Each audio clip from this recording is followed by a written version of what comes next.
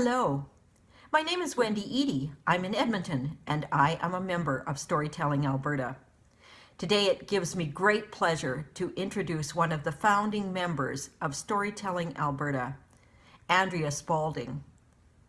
40 years ago, Andrea Spalding and her husband David imagined an organization of Alberta storytellers, where people from Alberta would tell stories about Alberta. They'd tell them together, and they'd tell stories from around the world. They'd learn from each other. They would celebrate our history, our traditions. In order to do this, we would need to have an appreciation for oral storytelling, and we'd have to have a way to come together. And so they invited everybody they could think of, starting with a base of teachers, to a storytelling workshop in Red Deer, at Red Deer College. And to sweeten the pot, they invited some fascinating storytellers from Tennessee, just to get us interested. Once the Tennessee ladies had interested us in their stories, David and Andrea came on with their delightful music and their stories. I remember rhythm. I remember joy. I remember absolute inspiration, and that on that day the first step was taken to form the organization that was TALES and is now Storytelling Alberta. I remember such joy on that day, and it gives me so much pleasure to introduce one of that day's important founders, Andrea Spalding. In my book, A World of Stories, I reflected the makeup of Alberta in the 80s, and there was, in Edmonton particularly, there was a big Ukrainian community and there was a big Italian community, and we used to go to, was it 94th Avenue, and have coffee and biscotti on a Sunday morning in the Italian community. And there was this wonderful restaurant that was full of Italian men, all smoking cigarettes, you know, and this wonderful homemade biscotti. And I got to know a woman who was also a teacher called Renata Caldotti. And she told me this story called The Shirt of the Happy Man. Let's see, I can't even find it. Here we go. And for this book, I got a wonderful artist called Gillian Campbell did all the paintings. So this story, for all it's an Italian story of, well, I guess not, because it's an Italian story, it's very, very Renaissance. All the Renaissance images come through in the story. So it's all about kings and palaces and princesses and things. So Gillian did this beautiful painting here for it, and she did one painting for each of the books, so we should credit her because they're quite lovely. So this story is called The Shirt of the Happy Man. Once there was a king. He had everything he wished for, except for one thing.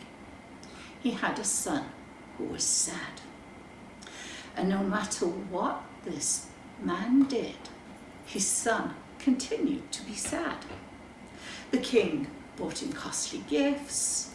He gave him balls in his honor.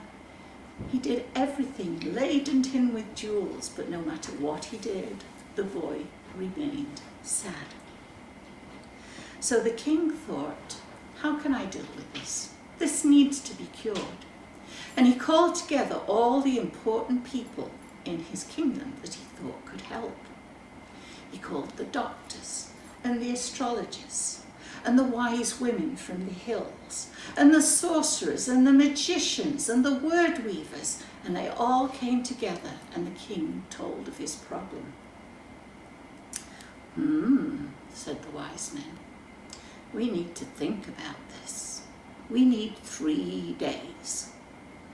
So they went away for 3 days, and they all talked together. They wove spells. They consulted the stars in the heaven.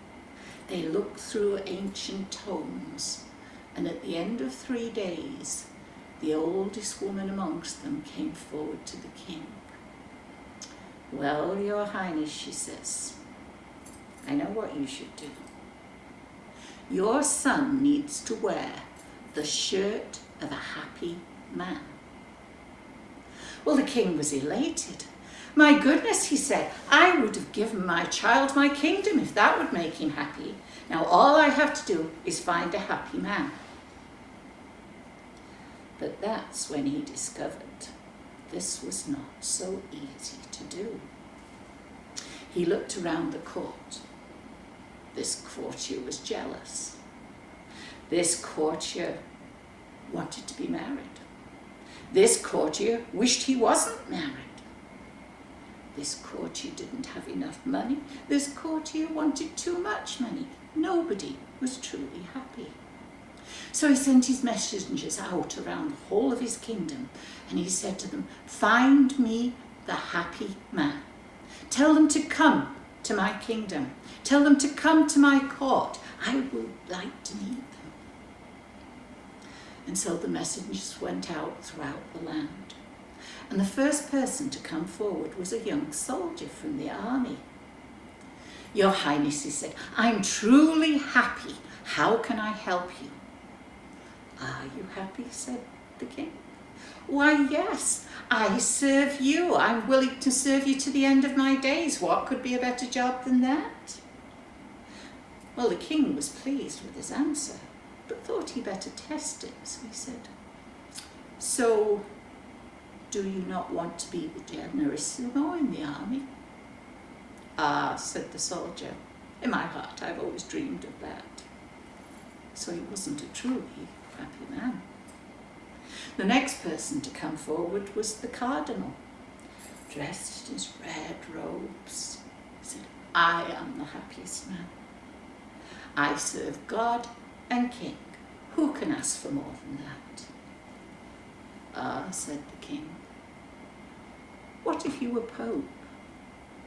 "Oh," said the cardinal, "yes, in my heart I dream of that."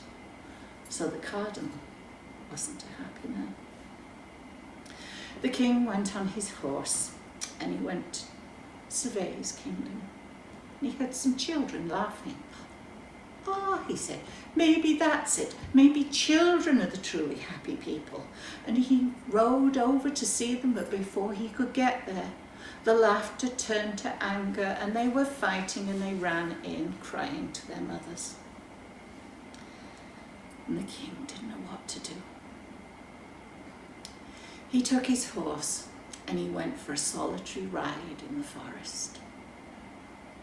And he was thinking and worrying, and suddenly he flushed a hare. It ran out from beneath the hooves of his horse, and quick as a flash he chased it. They galloped through thicket and briar, on and on, winding through the forest until out on the other side, and the hare went to ground in a vineyard. The king reined in his horse and looked around. He'd not been in this part of his kingdom before. It was a beautiful vineyard. It was a glorious day. And suddenly he heard a whistling, a lively tune, a happy tune, the nicest tune the king had heard in a long time. And he thought, whoever is whistling that tune must be truly happy. And he rode through the vineyard until he found the source. And there was a young peasant. Had no shoes, his trousers were ragged, his jacket was worn, but he was whistling and smiling as he cut the grapes from the vines. "Hey there," said the king, "you sound very happy." "Indeed, sire, I am." "Well, wouldn't you like to come to the city and earn more money than you could dream of?" And the young peasant boy looked at him in astonishment. "Why would I do that?" he said. "I have bread on my table, I have a roof over my head, I have a job in this beautiful vineyard. What more could anybody need?" And the king was so elated to have found this happy man. He leapt off his horse, he ran up to him, he started undoing his jacket. And then he discovered that the happy man was so poor, he didn't even own a shirt.